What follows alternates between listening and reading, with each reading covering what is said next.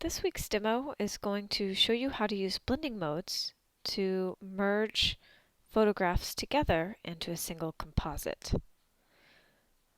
You can see that I've already built a Photoshop document for you. This is to save time so you don't have to completely build from scratch. We're going to start by taking a look at the flower layer.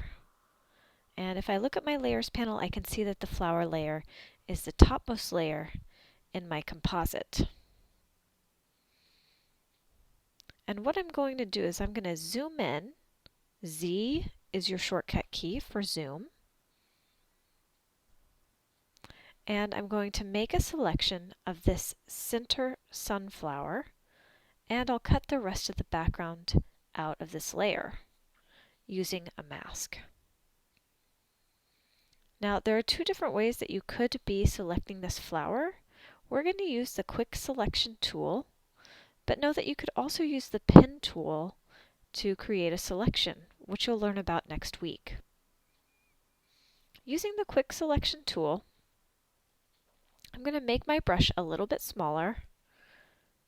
And if I look at my options at the top of my workspace here, my quick selection has the same option I used before, which is add to selection.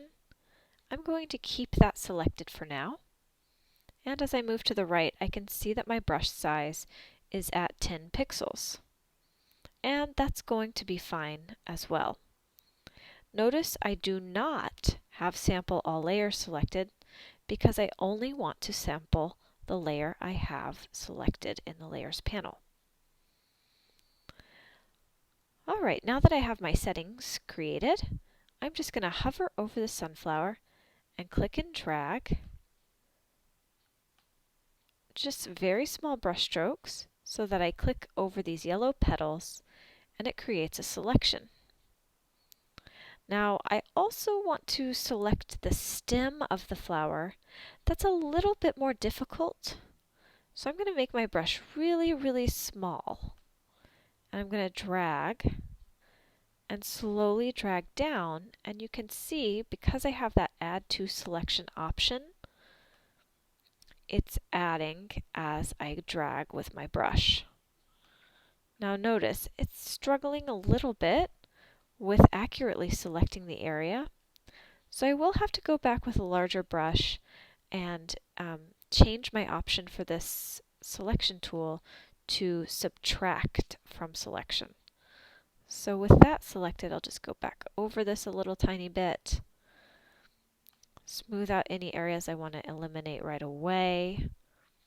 Okay, and there are some small problem areas, but what we're going to do is a refine edge, and hopefully that's going to eliminate that issue. So take a minute to make that selection. Again, if you need to eliminate anything, use the subtract option. Once you're happy with the selection, let's go up to our control panel and select the button Refine Edge. Note that in your Select menu, you also have the option for refining the edge of the selection. Okay, now the one thing I would like to point out is I created a very small or low resolution image because this is a Photoshop document with multiple layers. So to share with my students and keep the file small enough to email, we're dealing with a very low resolution.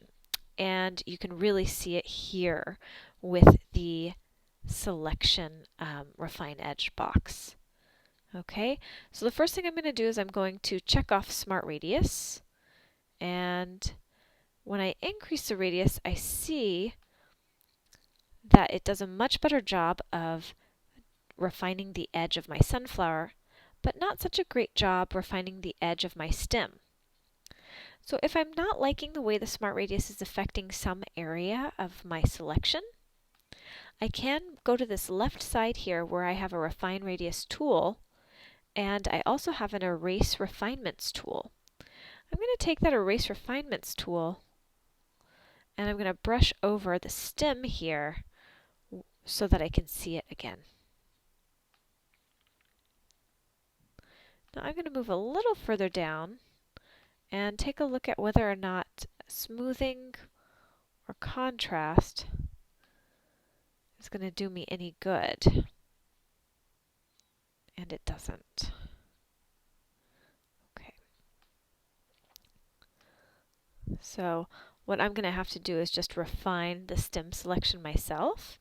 So I'll have to exit out of here and zoom in when I'm making my selection so it does a better job of selecting that. Okay. All right, so once you're happy with how it's looking, say OK. And again, I'm going to have to zoom in here and take a look at this selection for my stem. And I'm going to take that quick selection tool, W is your shortcut key, and I'm actually going to just brush using the Add To selection and then also the Delete selection until I'm really happy with where I'm seeing these marching ants land. Make this a little smaller. So I'm alternating between the Add To selection and the Subtract selection. I'm just going to barely just kind of brush this up. So notice it is very difficult when you get into these kind of low-res images because really the computer isn't really sure as we get into all these different green tones where the edge is. But you know what? That is pretty darn good. Okay, so once you get that stem relatively selected, what we'll do now, and hopefully you guys have all started to catch on, is you can, I'm sorry, I'm going to close this so it's not in the way as we look at these menus.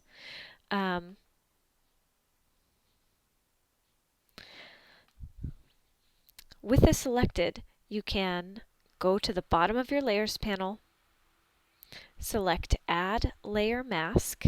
Again, that's the icon with the white rectangle black circle. And when I add a layer mask, now I see my sunflower cut out from the mask.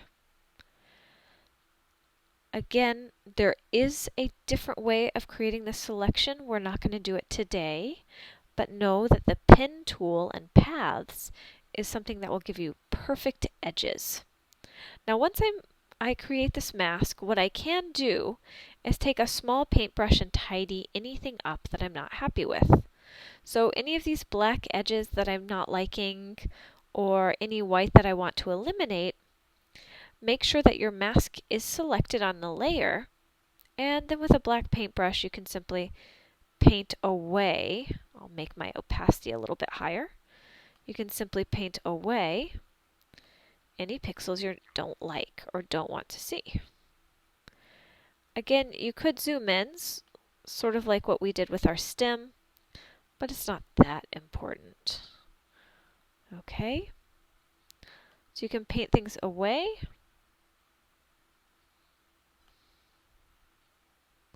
And you can paint things back into view by using a white paintbrush. Alright, so we have our sunflower cut out, and if I zoom out it looks pretty good, even if it doesn't look great zoomed in.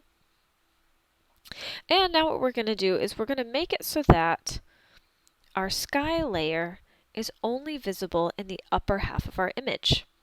So I'm going to make sure I have my sky layer selected. I'm going to navigate down to the bottom of the layers panel, and I'm going to add a layer mask. Once the layer mask is selected, what I'm going to do is I'm going to simply use my marquee tool to create a rectangle that goes just above the base of our stem. Okay, so I'm simply clicking and dragging across my canvas with the marquee tool. When I release my mouse, I see my marching ants.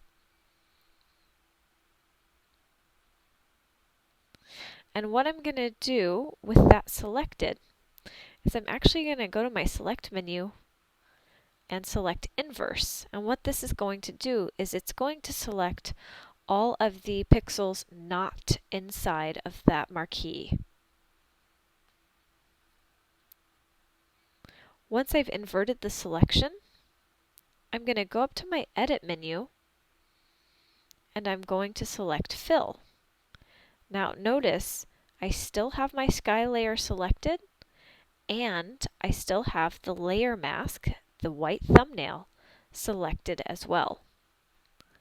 When I select Fill, I have the option of defining my contents, and I'm going to make my contents black. Once I select black, I'll say OK. And now I see the soil, or the layer called Texture Overlay.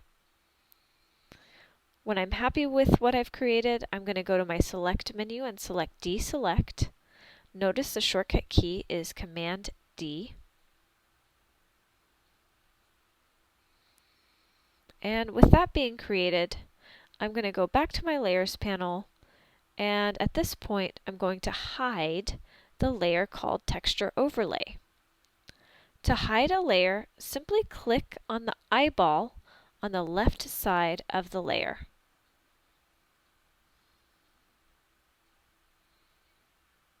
Once I hide that Texture Overlay layer, now the layer that I'm actually seeing is something called Pebbles. The problem with Pebbles is that it's actually behind the sky, and we really want it in front of the sky. Okay, so we're actually going to create it so that, or create the composite so that the layers that look like they're in the background are actually in a lower part of the image versus things that look like it's in the foreground. So I'm going to take this Pebbles layer and I'm actually going to rearrange it. I'll simply drag this layer, and I'm dragging by clicking on the right side of this layer and dragging up. And notice as I drag, I see this gray bar. I'm going to release above the layer called Sky. So now Pebbles is in front of Sky, and that's good. That's what we want. With Pebbles still selected, I want you to add a layer mask, and what we'll do here is we're going to invert the layer mask by hitting Command I. That would be Option I on a PC. If you're not sure how to simply invert a mask, you can also go to Edit Fill and select black. So now what we have with our Pebbles layer is a solid black mask that is hiding all of the pixels. What we'll do with the mask created is take a paintbrush. B is your shortcut key. And I'm going to make my brush white. If you're not sure how to set your brush to black or white, you can click on the mini swatches in the lower left corner, although because I have my mask selected, black and white should be the default colors. To toggle between the two, press X on your keyboard. So I'm going to start with a lower opacity brush. Let's start with 50%. I can take a look at my brush controls. I have a soft brush. Mine's currently 80 pixels wide. My brush mode is normal, and my opacity is around 50%. The color of my brush is always my foreground color, which is white. What I'll do is I'm going to take this brush and I'm just going to paint along where the sky meets that horizontal line. And I'm just going to kind of paint back and forth to develop a little hill of pebbles and to obscure the view of that horizontal line of the sky. Once I've done that, I'm going to take my opacity of my brush, which is at the top of my workspace in my control panel, and I'm going to lower this to something closer to 20%. I'm going to make my brush a lot bigger, and I'm going to add just a little bit of texture from pebbles by sweeping my brush across the page. It's sort of like blending manually, and what I'm doing is I'm allowing a little bit of texture to show below the top of the pebbles so that when I start to create or make visible new layers, they're going to merge seamlessly together because textures always appear very organic. Alright, so I've just done some very subtle blending where the texture sort of pulls down below the horizon line. Now notice I'm still seeing a lot of my other layers called roots. We're going to deal with those in a moment. Okay, the last thing that I'm going to do is I'm just going to kind of smooth out this hill of pebbles that we're seeing so that it looks nice and sharp. So I'm going to bring my brush opacity back up to 100%. I'm going to make my brush really small. Shortcut keys for changing the brush size is left and right bracket on your keyboard. Those are the keys next to the P. And I'm just going to do a quick brushing at the top here of these pebbles. And I might even make the edge of my brush a little bit harder. Oops. Just the tiniest bit. Okay. And this is allowing me to sort of tidy up this edge so it looks sharp and like it's not an actual photograph being merged into a sky. Okay, so a little bit of a sharp edge here just to make it appear like it actually exists in the world. Okay, and what these pebbles are serving as is they're going to look as though the soil is above ground, and then we're going to have darker texture below the horizon that looks like we're looking at a cross section of soil underground. So what we're building right now is the soil above ground. So it's a little bit lighter in color. It's a little bit sharper. Okay, the texture that's going to go below this is going to look a little bit muddier, darker, like actual soil. All right, so this looks pretty good. Again, you can always go back and forth with your black and white paintbrush to tidy anything up that you're not happy with. So now that we've done that, let's take a look at these roots layers and see what's happening here. So I'm going to start at the top of these roots layers, and then I'm just going to work on each layer one at a time as I work my way down. So I'm going to select the layer called Roots 1, and we're going to do a new kind of mask here. I'm going to double click on the thumbnail for Roots 1. And that's going to allow me to access my layer styles. Now you can also find layer styles under the layer menu. And what I'm going to do here is I'm going to change my layer styles so that the blending mode is no longer normal. It is going to be multiply. And then I'll go to the bottom of this layer style and I'm going to select Blend If Gray. This layer, I'm going to find this white slider and shift the white slider over until the blue sky disappears. Okay, and that looks pretty good. So before and after, you can see I had this solid white sky, and when I make these adjustments, the sky goes away and all I see are trees. So these roots layers are nothing but photographs of trees with a nice solid sky behind it. There is kind of a funny shape here that looks like the stump of a tree because it is. To eliminate that, I'm just going to add a quick layer mask, and I'll paint with a fully opaque black paintbrush to hide the trunk. Nothing fancy, really quick. And we'll do that for all of our layers. Okay, so we've just done a quick blend mode and layer style. We're going to do that for all of these. I've already arranged them so they're relatively organized, and we'll just be changing the style, adding a mask. So I'll double click on the thumbnail for Roots Right Subtle. I'm going to go to Normal and change it to Multiply. Then I'm going to go to Blend If Gray, and this layer I'm going to create a white slider by sliding it to the left, and I'll see the sky essentially disappear.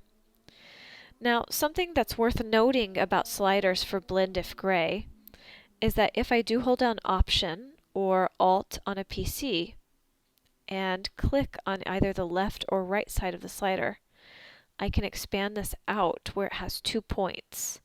And it's somewhat difficult to see in this particular demo, but what that allows you to do is create almost like a blend between your black and white tones, so that the mask that you're creating with this Blend If option becomes nice and seamless. You can look more up online about the Blend If Gray options. So I'll split this a little bit so the edges are nice and clean. And again, you have a preview on the right side here, so if I click no preview versus preview, kind of see what's happening to these roots. So I'll say OK. And again, you can see that this layer has a stump, so I'll add a mask, and I'll take that black paintbrush and just paint away that stump. We're going to do this for the next 3 layers. Double click on Roots Left Subtle, change your blend mode to Multiply, do a Blend If Gray this layer option and slide your white point over. You can also try splitting that white point to see what it does for blending your image. When you're happy with it, say OK, add a layer mask, and paint with a black brush. Moving to the next one, double click, change your blend mode to Multiply. Notice this was a very large image taking up the background. We're going to go down to Blend If Gray and slide our white point over until that sky goes away. I'll do a slight splitting of my white point. Again, that's the Option key or Alt if you're using a PC. You can split this up. I'll say OK. And this one doesn't really need a mask. And I'll move to the next one. Change the blend mode to Multiply. Notice something big just happened. Change my Blend If Gray option. Slide my white over until the blue of the sky disappears. Option to click, drag, and split your white point, Alt on a PC, and I'll say OK. It's a little hard to tell because we have a layer called Soil back here, but if I hide that, you can see what's happening. We're being able to see all of the roots layers as they exist with a blend mode. So essentially what we're seeing using a darkening blend mode, we are seeing the darker shapes of the layer. And that's what these tree shapes are. And they're here to look like roots. Now there's a little bit of a problem happening in the center of the image, where the roots are being obscured by the layer called Pebbles. If you wanted to deal with that in a different way, what you could do is take the roots layer, Roots 1, and I could rearrange it by dragging it up above the Pebbles layer. And notice how much darker it appears. So this is Roots 1. I've simply grabbed it in the Layers panel and dragged it up above Pebbles, and that made it nice and dark. So I would recommend that you do that. And now you can see that roots layer seems connected to the stem of the flower. Now, something else you might be interested in knowing is this pebbles mask that we created earlier. It's in front of these other roots. So if you did want these other roots to be more visible, you could take a black paintbrush with a low opacity, black paintbrush, low opacity, take a look at that pebbles mask, and you could possibly just kind of paint away some of that mask to make those roots more visible. Again, much of this is subjective, but this is a way to control what's visible and what's invisible. So get familiar with navigating between layers, recognizing what's in front and what's behind, and how you can edit your masks. Okay, so now that we have our composite almost done, I'm going to go back down to the bottom of my layers panel where I have soil. I'm going to reveal it by clicking where the eyeball is on the left side of that layer. And I'm going to change my blending mode for my soil layer to maybe not multiply. I'll change it to overlay.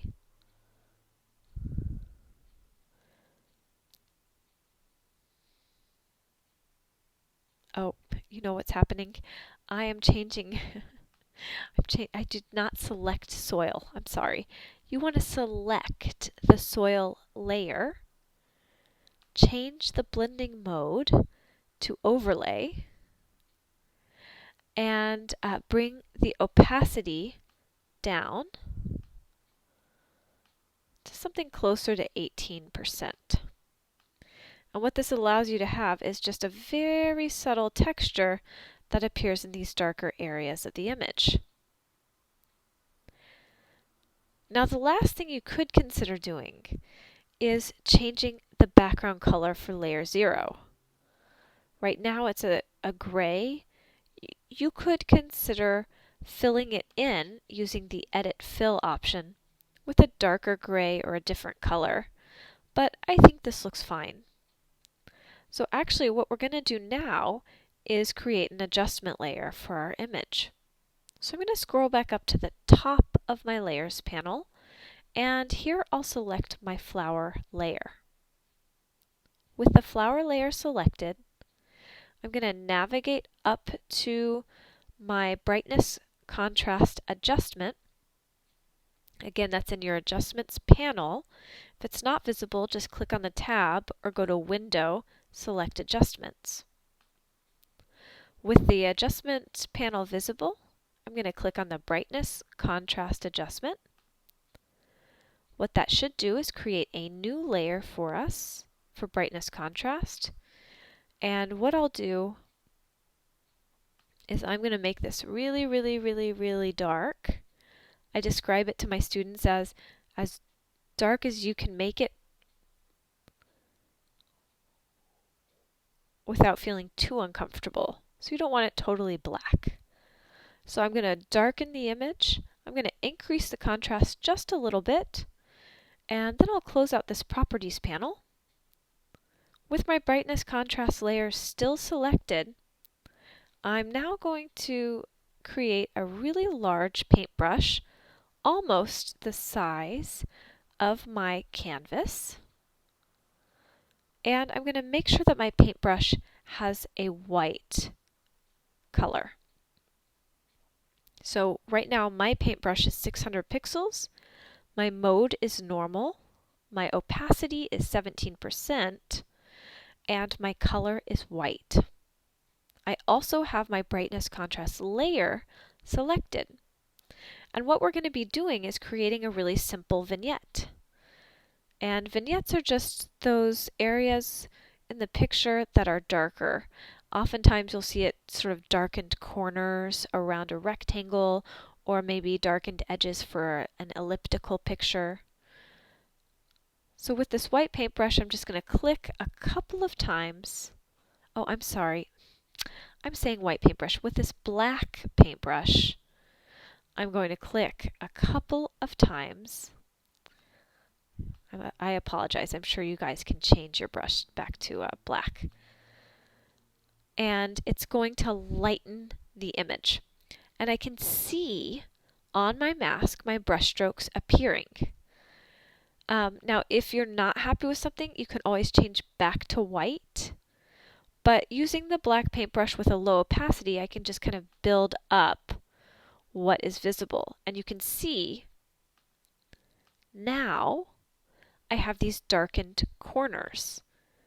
Now, if I really hated my mask and I wanted to start over, I could, with the mask selected, go to Edit, Fill, and select white. And I could just start right over. Okay? But I think this looks pretty good, actually. If I compare the before, where it's a little bit flat, versus the after, we have a lot of depth going on there.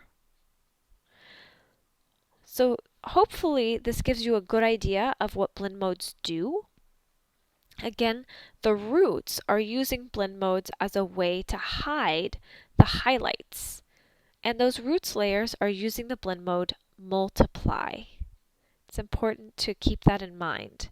Now, all blend modes act a little bit differently, but for this demo, hopefully you can see that that darkening blend mode is allowing you to hide some of the highlights, and that you also gained access to a new kind of mask using the Blend If option.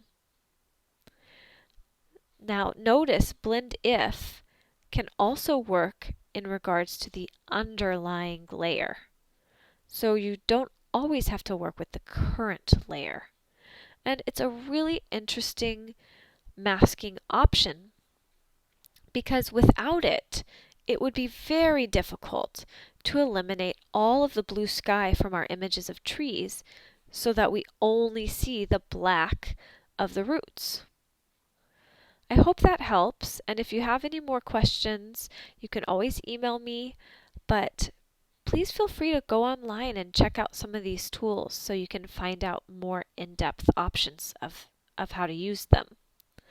I hope you learned something today, and I look forward to next week's demo. Thank you.